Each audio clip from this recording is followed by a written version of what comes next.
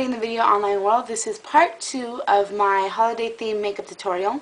I decided I was going to go do a winter wonderland, and this is part 1. I'm going to do snow around the edges, make it look a little bit frosty, and let's see what we could go from where we can go from there. Excuse me.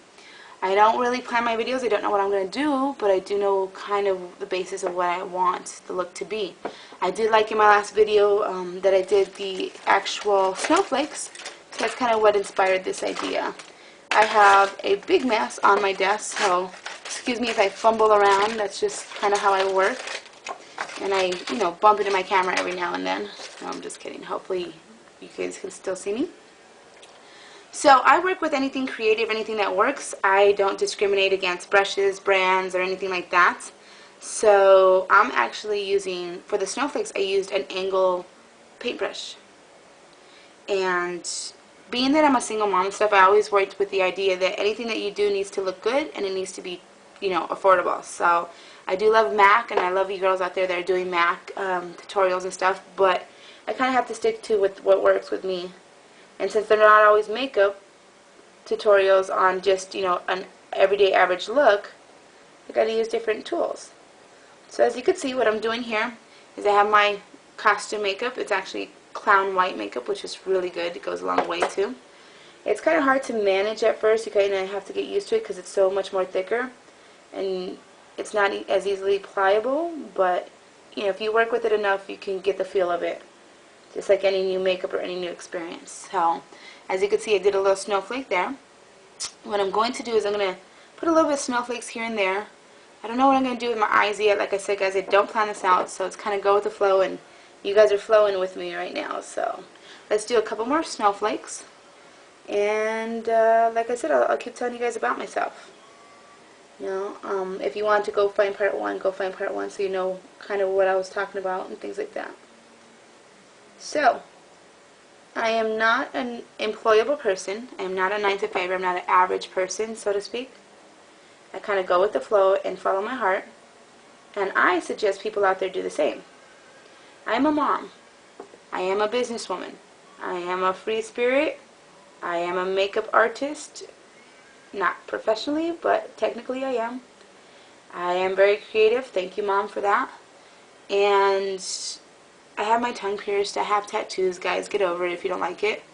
But yet, I live my life off schedule and on purpose, is our saying, or my saying. And that's kind of what I like. I like being able to do what I want, regardless of what people say, because guys, like my girl Samaya Reese, she actually put out a video, and she had said, what I've been telling people is like, no matter what, there's always going to be somebody out there that hates you or doesn't like you or, that has a problem with you. And you can't be everything to everybody. You just got to be true to yourself and know that if you're happy, then that's all that matters.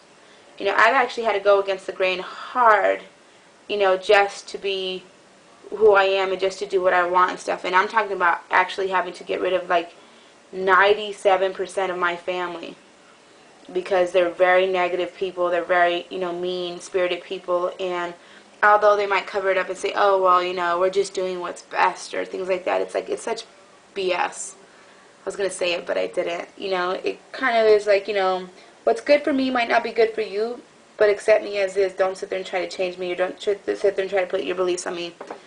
To be considered a good mom in my family, I actually had to, bust my butt working a job I didn't like.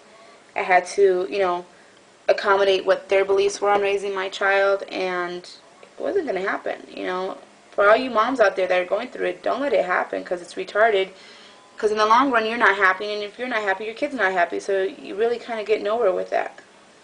My life is night and day from then to now, and I'm so glad that I made the decision to, move away, not say anything to anybody, and just kind of get out of that situation, because as much as some families say they love you, you can't pick and choose your, quote-unquote family, but if they loved you, they wouldn't go out of their way to hurt you just to try to make them feel better about themselves or their situations. And like I said, as long as you're happy. I was actually driving home yesterday from my son's school. I just dropped him off some goodies for his Christmas party, and I didn't stay because they were doing Christmas gifts for the family. But I passed this guy walking, And I saw him, and I turned around. You know, I went down the street, and I was like, you know what, I'm going to turn around, because he was young in high school, and all I kept thinking was that could be my son one day. You know, and he's like a little emo kid and a little, you know, very creative. He actually brought out his sketchbook and was sketching. He kind of didn't know how to take, you know, a stranger giving him a ride, but we got to talking and stuff, and, you know, a very creative kid, and he said, you know, people don't know what it's like to be different. All the jocks at school, all the people at school might make fun of me because I want to go out there and be, you know, an artist and be in a rock band, but, you know, it's hard. People don't know what I go through. And I told him, I said, you know what, you stick to your guns. You go out there and you be the best of everything, because the ones who criticize you the most are the ones that get the least done in life. You go back to those high school reunions where, like, yeah, maybe in high school, in like a fake, you know, reality, they were like the best people out there and the most popular. Throw them in the real world, and I'm not saying this is for everybody, so don't go write me, oh, I was that jock and I'm successful. I don't care about that. But, you know, you go back to those high school reunions and they're not so beautiful anymore. They're not so smart, and, you know, most of the time people never get out of the towns they live in or they grew up in. And it's not a bad thing. They choose their own, but it's not who I am, and it's not who that kid is. So guys, as you see, I'm doing snowflakes. I'm going to go ahead and finish up the snowflakes. I don't want this to run over like a lot, 10 minutes and stuff, so I can't put it on YouTube. This is part 2.